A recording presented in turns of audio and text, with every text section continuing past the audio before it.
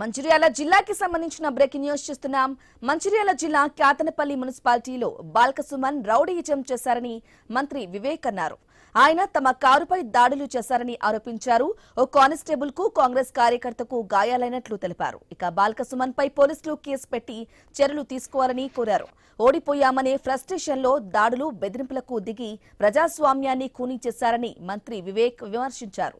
తిరిగి తమపైనే రివర్స్ లో ఆరోపణలు చేస్తున్నారని మండిపడ్డారు.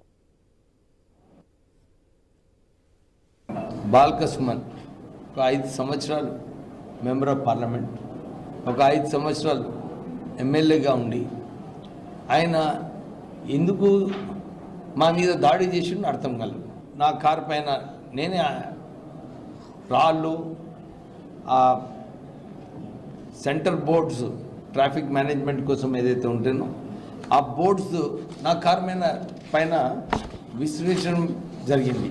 ఆయనే ప్రెస్కి పోయి ఆయనే చెప్తున్నాడు, వివేక్ మా పైన దాడి చేస్తున్నారు. మీరు అందరూ కూడా గమనించాలి. ఎక్కడైనా వారికి ఇన్ని క్యాంపులు పెట్టిండ్రు. టీఆర్ఎస్ హయాంలో ఏమైంది అయ్యా? పోలీసు వాళ్ళని తీసుకుపోవడం, రేడ్ చేయించడం, అందరినీ ప్యాక్ చేసేయడము, ఇవన్నీ కూడా నిజంగా ప్రజాస్వామ్యం ఖూనీ అయింది టీఆర్ఎస్ టైంలో. నిజంగానే పోలీసు వాళ్ళు దీన్ని సీరియస్గా తీసుకోవాలి. ఎట్లా బాల్కసుమన్ ఫోటోలు స్పష్టంగా కనబడుతున్నాయి వారు దాడి చేసినట్టు. ఇక్కడ చూడండి మంచిగా మళ్ళొకసారి.